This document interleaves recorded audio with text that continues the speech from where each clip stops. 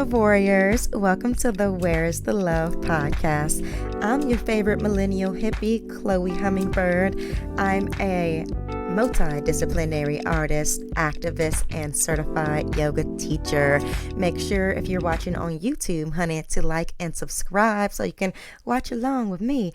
Or if you are listening on Apple or Spotify, make sure you listen along with the non-video version, but like and subscribe nonetheless. Follow me, baby, so you can get more updates on Where's the Love. And when I say Where's the Love, sometimes I'll be like, hey, the love is right there. Sometimes you will help me find the love, baby, because sometimes the day ain't gonna be the day.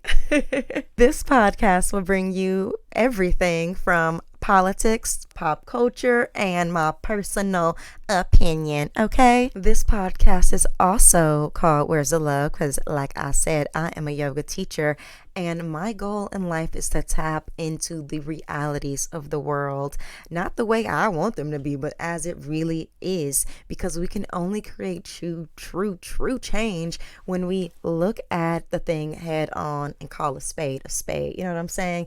There's so many things happening in the world today, and after a decade of activism, after doing the marches and the protests and signing the petitions and doing all the things, this is just yet again one of many things that I'm doing to be the change that I want to see in the world. I am doing my best to blend entertainment and education together, use my communication and fine arts degree from Loyola Marymount University to good use, you know what I'm saying, up in here. So this is my contribution to society, giving you information that you may not know about activism, the state of the world, boycotting, what companies are poisoning you, and hey, I said where's the love, baby, so I will also be talking about all of my favorite reality dating TV shows. So this is your place for you to, keep it real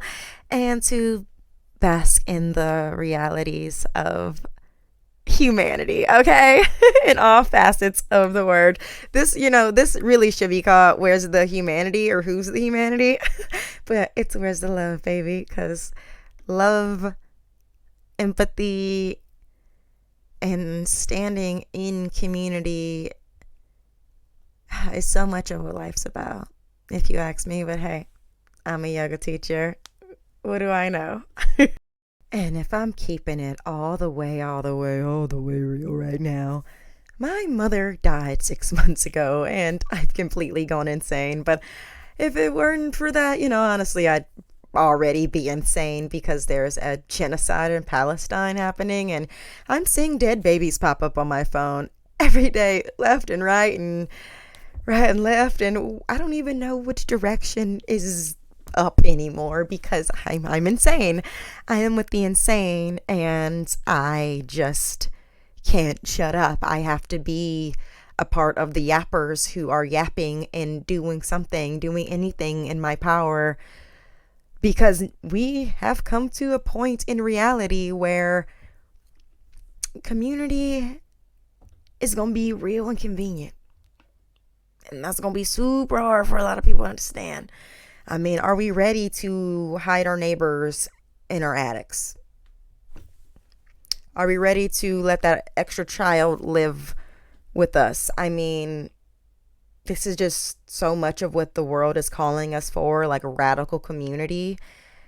And I can't even say it's a scary time to live in because, yes, although it is, I think ignorance is just bliss in so many ways. Things have been dire for so long, and so many of us were either indoctrinated out of understanding or forced to have lack of education via lack of resources, or a combination of both that we did not understand. But the ones who are slowly waking up, welcome to the revolution, welcome to the resistance, welcome to the love cause.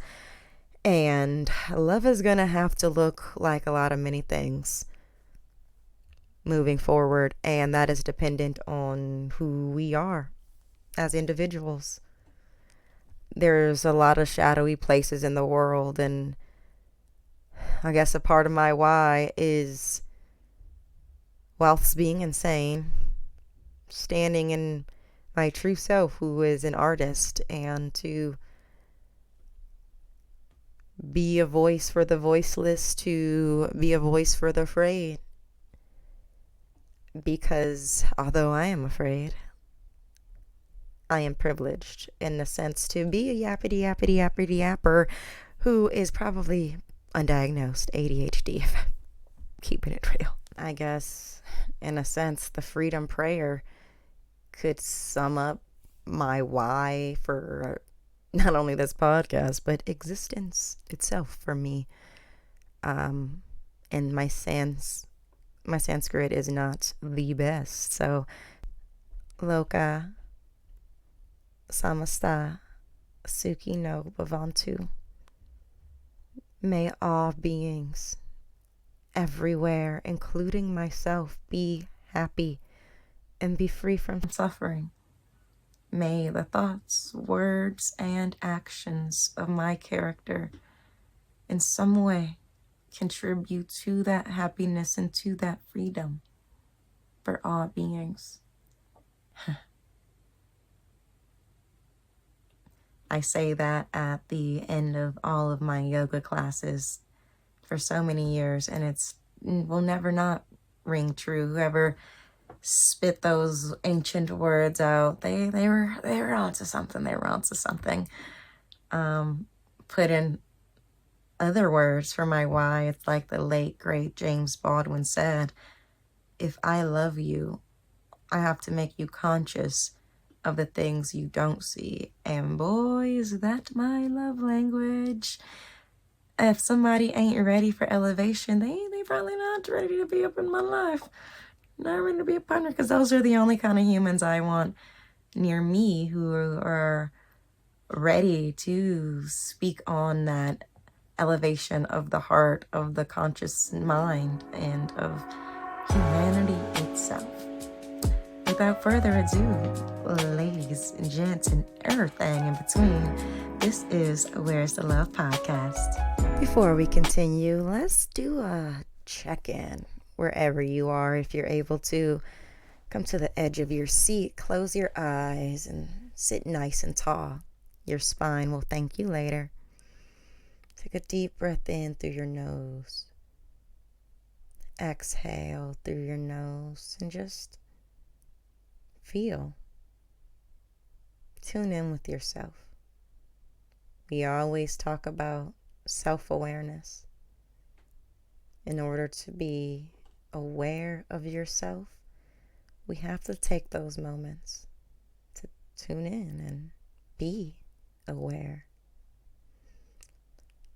Right now, I notice for me, I'm feeling a little bit anxious, a little bit, because this is my very first podcast episode, and maybe I have a little bit of imposter syndrome, like, what if people don't like me, or maybe I don't articulate myself well, or what if I'm just, go in circles and say my point like 3 times and just keep yapping. Like, I need to shut myself up at some point, you know what I mean? And I think just saying that and acknowledging how I feel out loud is helping me a bit. So yeah, that's nice. Let's take 2 more breaths here together just because it feels so good. Inhale. Gentle exhale. 1 more inhale. Exhale, let it go. Whatever it is, whatever you're holding on to, you don't need it. Let it go. So this is a segment I like to call This and That, where I talk about a little bit of this and I talk about a little bit of that, you know what I'm saying? Unfortunately, the D'Angelo is no longer with us. D'Angelo, baby, that D'Angelo. But with all seriousness, the D'Angelo, the amazing, some would call him funk, some would call him neo soul, some would call him R&B, or anything in between. But he is self-proclaimed as a black music artist who makes black music, known for his amazing albums Brown Sugar, Voodoo, and The Black Messiah. He is a multi-instrumentalist. He plays guitar, piano, and more. You know, this situation actually reminds me of Chadwick Boseman a little bit, because D'Angelo died from a private battle with prostate cancer, and Chadwick's battle was also super private. The public had no idea. I'm sure the executives and higher ups who he was working with knew, but not the rest of us. And it's really a shock to funk lovers, music lovers, the black community, because can we stop losing our motherfucking greats so motherfucking early? You know what I'm saying? It's really sad, and there's a lot of reasons for that. You know, the black community, we have a huge distrust of doctors, and that's rightfully so, because black people literally have been experimented on via the American government. Literally freaking did multiple surgeries on black women without anesthesia, and obviously without consent, and just stemming from that, as well as lack of access to medical care. And also, you know, Jesus, the black community is just so much on Jesus, that Jesus will heal everything. And Jesus was a person that died a long time ago. So I don't know why they think Jesus and God are the same. We're not gonna go there. I just think Jesus was godly. But anyway, clearly I am not religious. I believe in God, but I ain't of the religious variety. But that is a conversation for another time. Okay. Anyway, in conclusion, I blame racism. I think all roads lead back to racism. Prove me different, because I have not yet. Honestly, every day I get more astounded that things are so racist, and the world everything keeps leading back to racism. I'm just like, really? Okay. Woo, everything. Okay. Anyway, in conclusion, the world needs to change and open up and be more loving, so everybody can stop dying and everybody can be more happy in utopia.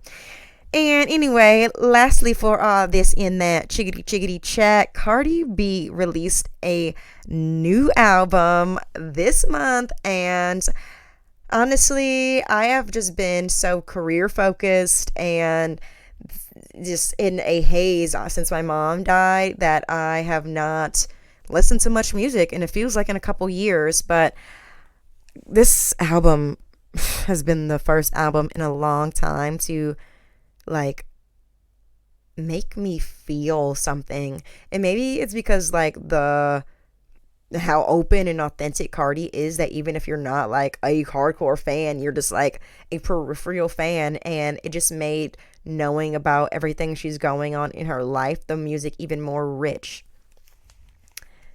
It made me think like, oh my God, like I absolutely need to hear this album. Like, what is she going through with this divorce, with her new relationship? I think having that connection to artists makes things just like so much richer, and that also makes me feel the need even more to divest from artists who aren't speaking up about everything in the world, and or who are like the antithesis of that, of just like completely being the problem and being supporters or working with the problem. Names shall not be named right now, but they will be on another podcast. Stay tuned.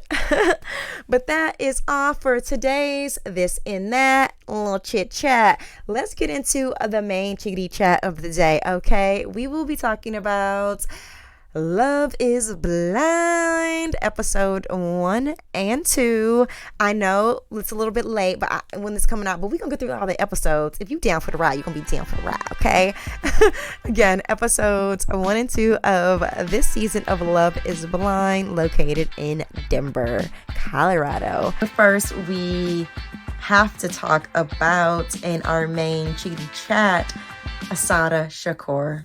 On September 25th, 2025, last month at this time that I'm recording this podcast, around 1 p.m., Assata Shakur died. And if you aren't aware of who she is, she was a revolutionary, a true American hero, a Black American woman who was exiled and found exile in Cuba. She was falsely accused of killing a police officer during a shootout in 1973. It was in Jersey, and it was found by doctors that she could not have possibly been the person to shoot and kill this cop because she herself was shot at the time. So she had multiple injuries that she just sustained, and because of those injuries, it was just not plausible that she could hold a rifle up at that angle and harm that police officer. Although the all-white jury did not care, she was put in an all-male prison, and then, like the baddie she is, broke out. She was a Black Panther, and seeing all the members of the Black Panther parties annihilated by COINTELPRO, aka the American government, she joined the Black Liberation Army and stood with resistance armed for the Black American people. The Black Liberation Army stood in solidarity with other liberation movements that were not Black all around the world because they believe that our struggle is intertwined with other struggles. What's happening in Congo is definitely intertwined with what's happening in Palestine and so forth. So she is a true hero.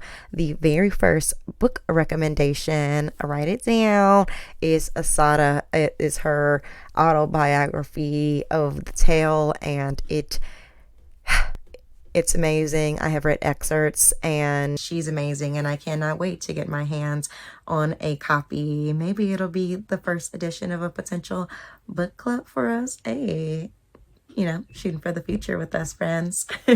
Let's go, Love Warriors. Assata in 2005 did try to file for clemency via the New York City Council, but it did not pass. So she spent about 4 decades on the run from America. She was the very first woman to be put on the FBI's most wanted list.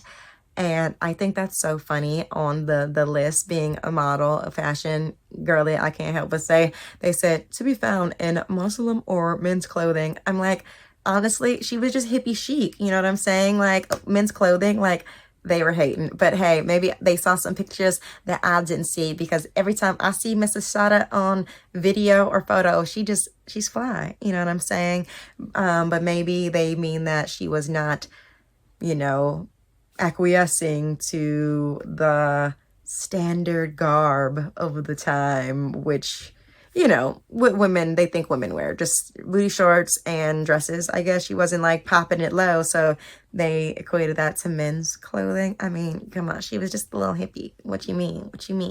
The real hippies be messing stuff up. Okay. But her and the Black Liberation Army, they were all about community, anti-imperialist group, anti-capitalist group, and rest in peace, Assata. You will always be remembered, and we should definitely use her writings, her art, her poetry, and lived experience as a blueprint on combating imperialism. One of many blueprints I think that we should, and we would be very smart to follow. We love you, Assata. Assata. As she once said, only the strong go crazy. The weak just go along. Ain't that the truth? Because I have gone insane. Anyway, we will finish up here, friends, talking about Love is Blind. Now, on a completely separate, different note, child. Okay, Where's the Love is talking about Love is Blind now. Completely doop. Love comes in many forms. Sometimes it's gonna be a little pop culture. Sometimes it's gonna be a little politics. Sometimes I say it's gonna be my personal opinion. And we just did all three in this. Now let's talk about my opinion on Love is Blind. Okay, this is covering episodes 1 and recapping episode 2 as well. Ooh, cha. Okay, episode 1, we get to meet all our lovely singles, and Madison really stood out to me. I have a blinding eye condition, and there's a good chance that I'm going to go blind. The eye condition I think she has is an eye condition that a guy named Danicorn I used to like. He had this eye condition where it's like, as you get older, your eyesight gets progressively worse, which sounds like normal, right? You're getting older, your eyesight's worse, but in actuality, what's happening is like you can't see. Like I could be literally standing like we're right here like waving to him, and he will not be able to see unless I actually look over. And for those people who are just listening and not watching YouTube, come on, click and subscribe already so you can watch, you know what the heck I'm talking about. And so it's actually really finicky. Like he couldn't see here. You have to be like really directly looking at him. He is technically legally blind, described like he can't drive anymore. He lost his driving privileges, but he like still gets around functioning. I just told him to get shin guards. He fine. And yeah, so that's what Madison made me think of. And Edmund stuck out in my mind for many reasons, Joe, which we will get into. But Edmund in the foster care system all my life, so this is my chance to like build that with someone. Yeah, have like kids and like day one and stay with a family compared to like all my life. Is he grew up in the foster care system, and I also grew up in foster care, and so I was like, oh, cute, little potential, foster care brother. Oh, I just heard my boyfriend come home. Also, Patrick is somebody that super stands out to me, for a lot of reasons. It was not fun listening to him describe his experience as an Asian man and growing up in a predominantly white area. In the past was being an Asian American man in a predominantly Caucasian area. Only Asian kid in class, only Asian friend in the friend group. Like, I can remember being like 13 or something in junior high. I went to like a predominantly white area for like a semester, and it was just a culture shock of like everybody staring at you like you're other, like looking at you all the time like you're an alien, but like also whilst they're afraid of the alien, like won't come up and talk and approach because they think they're better or something. Like, racism is doing a number on the children, on the youth of the world, y'all. So growing up, that was like a lot for him. He described people saying like, oh, you know, like you're hot for an Asian guy. And as black people, we get that, oh, you're pretty for a black girl, like that saying. And, oh, like, what are you mixed with? You can't just be black because you're so beautiful. Like, so I super resonate with those things. And just get out of Denver, bro. I mean, what is keeping him there? I mean, where's the love? Maybe I should feel more compassionate, but I think he had a pretty nice finance job. I think I'm right, but if I'm wrong, I'll put it up on the screen here to clarify. So I feel like he has the money. Maybe it is that nice job that's keeping him there. Like, why can't he do the same thing elsewhere? Because as a person of color, literally being in a place, you can be like a 12 out of 12, 12 out of, you could be the flyest of the fly, but if you're in a predominantly white area, they have a way of making you feel like you look like a boo-boo the fool in a sense. And unfortunately, that is not what he's experienced for a semester. That's what he's experienced his whole life. And because of that, he also has this Asian hate, like this Asian hate going on within him, because he's probably been indoctrinated to think less of himself because of how others view him, which instead I feel like, brother, rise up and let them meet you where you are. Don't stoop down and have these posers, these losers, these lost souls drag you down, which I know is easier said than done when like he's literally the minority, probably like the one of few. Anna is probably the only other Asian person in freaking Denver for all I know. So I can see how it's really hard. But Mike is Asian too, and he didn't really speak on that. But maybe Mike looks a little like, to me, Mike looks as Asian as Patrick. They're both handsome men as far as I'm concerned. And I got some high hopes for Anna and him, for Anna and Patrick. I don't like Mike, but we'll get there. I swear to God, Anton and Allie, did they break the record for like the quickest couple getting engaged? Is it just me? Maybe it's been a long time since I've seen Love is Blind. Maybe it's been a few months. I feel like episode 2, they normally start getting engaged, like 2 and 3. And episode 1 engagement is crazy to me. Oh my God. Your hair. You like it or no? I love it. She's fucking stunning. It was shocking. It was shocking how good looking she was. Anton, a love bomber. It's so hard to throw that word around after the love bombing fiasco of Love Island, where there was like, was Jeremiah love bombing, or did he just like her? You know what I mean? I don't believe Anton. I don't believe his intentions. It was just so fast. Like, I love you already. Like, I don't know, maybe it was the editing. I wish there was some season of Love is Blind. I don't remember, was it UK, where they like let us know the day that they're on, and I love that. Let me know like day 10 out of 12. Again, I'm not 10 out of 12. Like, let me know what's going on, because it's not enough. It's not enough information for me to discern what is going on. It's just not. And that's my very bad accent, y'all, okay? What's wrong with you? Yeah, what's wrong with you? Actually, you know what? I do have one thing. I have something called retinitis pigmentosa, which is a degenerative like eye condition. So Madison tells Joe about her eye condition. The amount of times I've had people be like trying to give me like a high five or something, and I'll like miss it. Oh, no. It can lead to blindness. And Joe, you can tell he was like not ready for that, because that reaction was like, oh, how do I take this information in?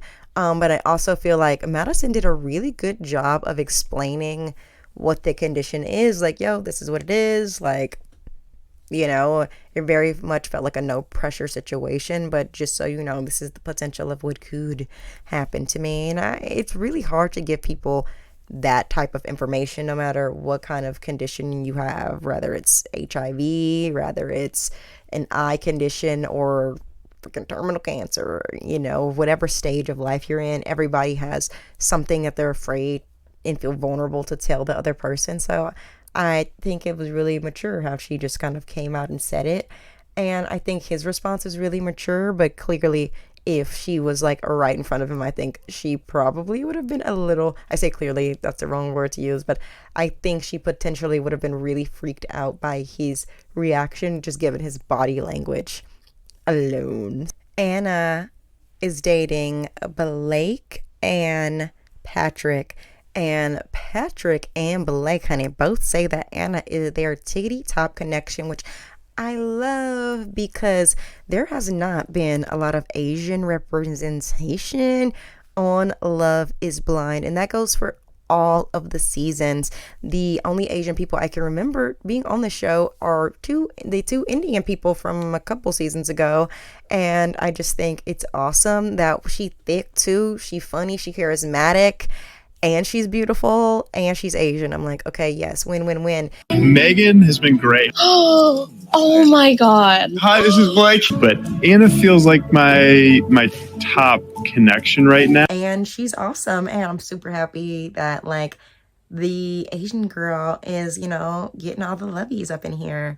And the Asian people are always so interesting, because like, colorism and racism is doing a number on y'all, child, on all of us, but it's just so blatant and in our face with the Asian community.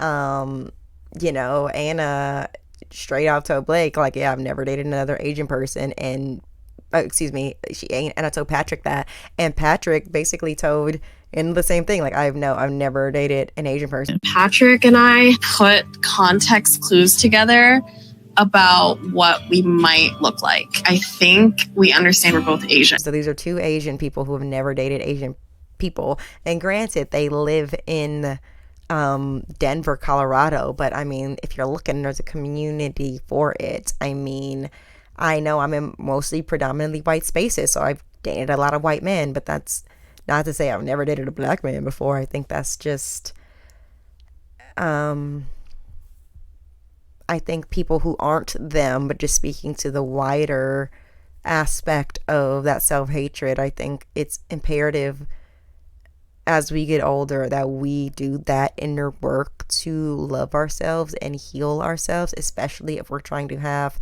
biological children, but especially if we're just trying to be in the world at large, just healing for ourselves so we can feel better in the world and show up proud in who we are and all our blackness or Asianness or whatever it is that makes us who we are.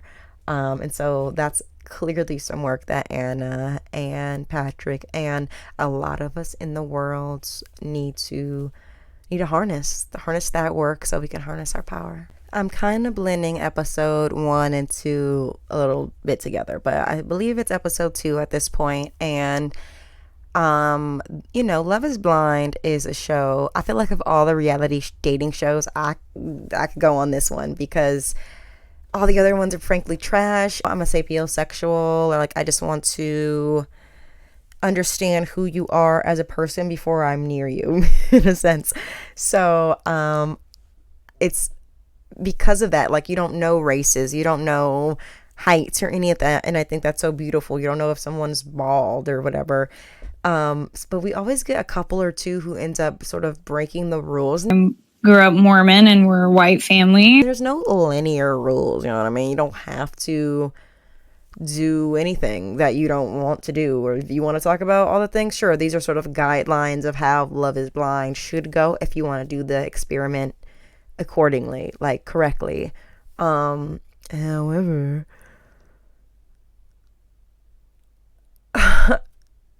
there's a lot of people who do not follow these guidelines. Casey and Patrick are a prime example of how to do Love is Blind. Do you think I should share it with you?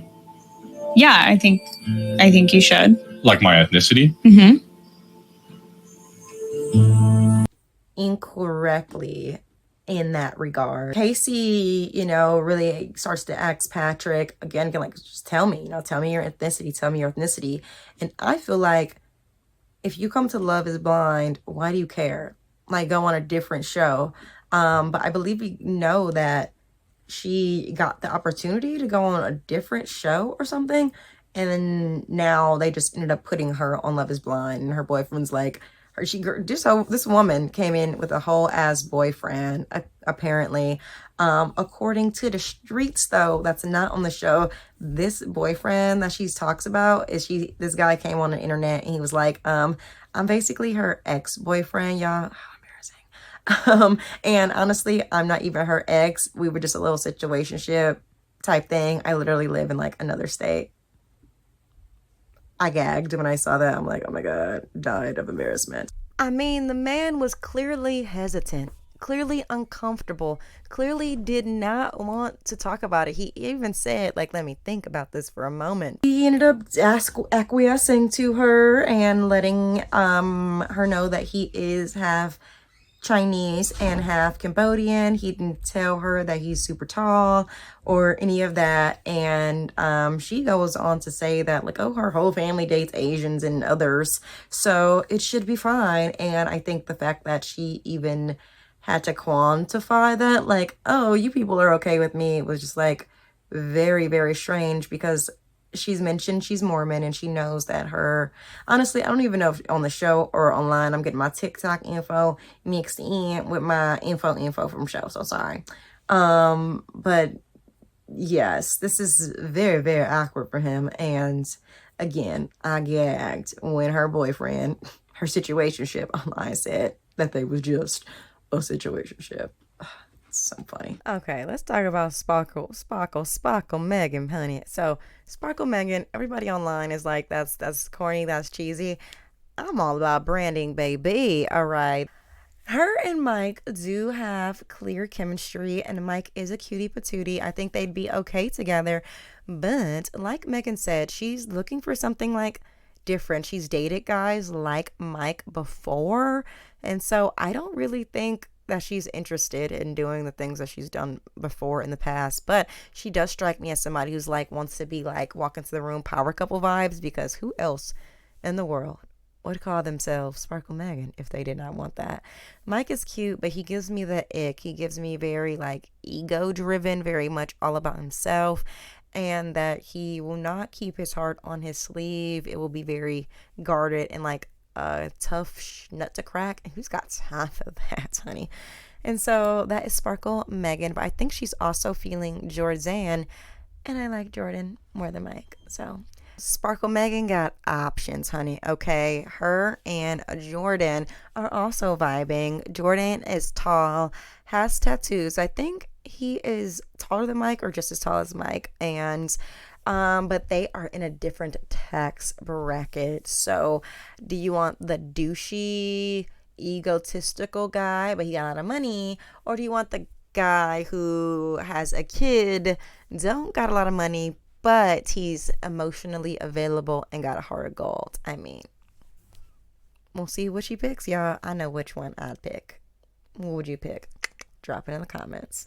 Kids, though, whew. But she is down for the kitties because his son, Luca, I believe his name is, has diabetes. He's like a 5-year-old, and her father actually, I believe, died from diabetes. So trauma bond or deep connection? Stay tuned. So KB is a social worker, and she's bonding with Edmund, who I believe is a school teacher who honestly behaves like he's the same age as the children, but hey, you got a job that works for him. A lot of people online are speculating that he may have stunted growth or some type of mental health issues. I will not speculate which disorder he may or may not have, but there is certainly some intricacies going on with his behavior patterns and his personality.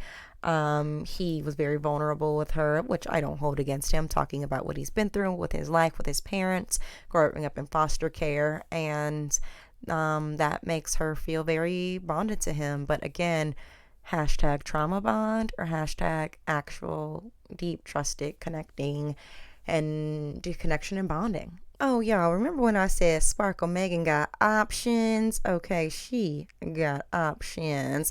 Blake is a handsome fella, and Blake, remember I said Blake, he likes Anna, and he likes Sparkle Megan, even though Anna is his number one, but Sparkle Megan don't know that right now. She don't need to know that because I believe it's day one. I will keep saying it's day one until they give us freaking numbers. And she thinks that her and Jordan have a great time together, but the tax bracket thing may become an issue for them, especially if it's a man. If it was reversed and the woman did less money, but men get really weird when they are making as much money, and maybe women, let's be honest, get a little bit resentful in this new stage of the world where women actually have as much rights as men. Things are a little bit different, and we're kind of calibrating what we want in ourselves, what we want and need in a partner. So I think Megan's sort of on that choo-choo train. And honestly, if I'm gonna be honest, I am underwhelmed so far with the couples that I have here. I am. I don't think that Ali and Anton they don't give me nothing. I'm like, what deep talks that they have, what bonding talks that they have. I didn't really feel anything that connected them. But hey, it's editing, baby.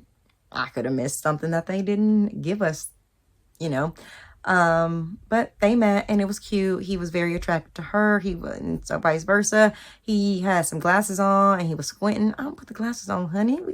Some girls like glasses, Nick likes Annie, the hairdresser.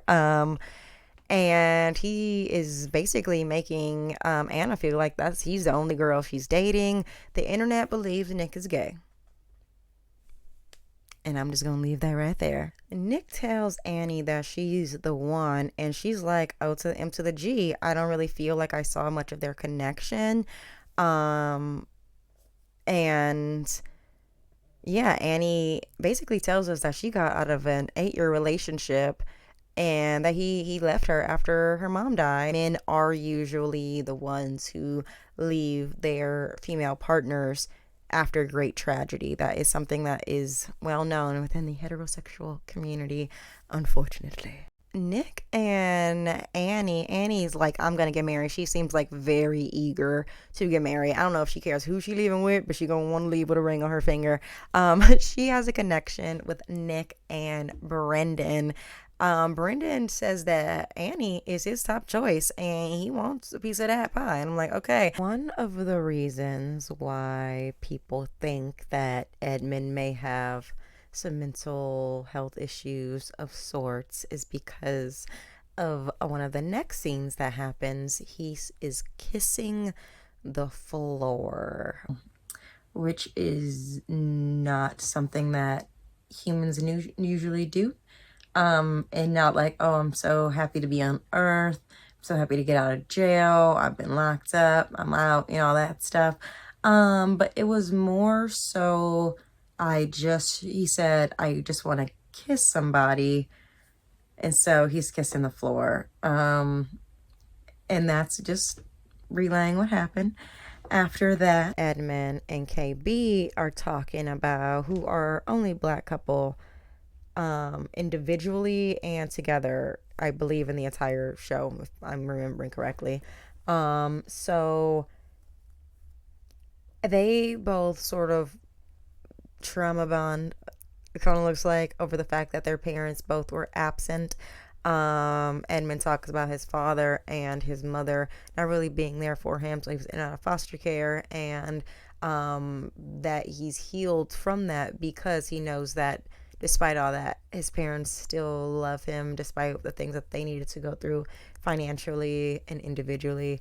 And KB says about her father that he was absent and that she struggles with that because for her, she doesn't know, like, do you ever love me? And they got real. But are we bonding or are we trauma bonding? It's questionable to that. And yes, she's in social work, but whether you're in that or not, when we're just living our lives, we're not necessarily pinpointing the moments when we may be trauma bonding with another person, so that's something to keep in mind, because I have seen some harsh critique about KB out there for being infatuated with Edmund, but there's a lot of things that we see that she does not see. So that's something to think about. I don't know, guys. It's so funny because Anna is like my favorite person on the show, and I like that she's exploring things with Patrick, but I really like her and Blake. They got this s'mores camping date, which is so cute. He's rocking the plaid, mountain man, you know what I mean? She's trying to get her Colorado mountain man. I feel like he's missing a beard. Is it just me? So Patrick has a date now with Casey, this trifecta of I'm dating these two people, but this is my top. Another person's like, oh, I'm dating this, but this other person's my top. It's just so fucking funny.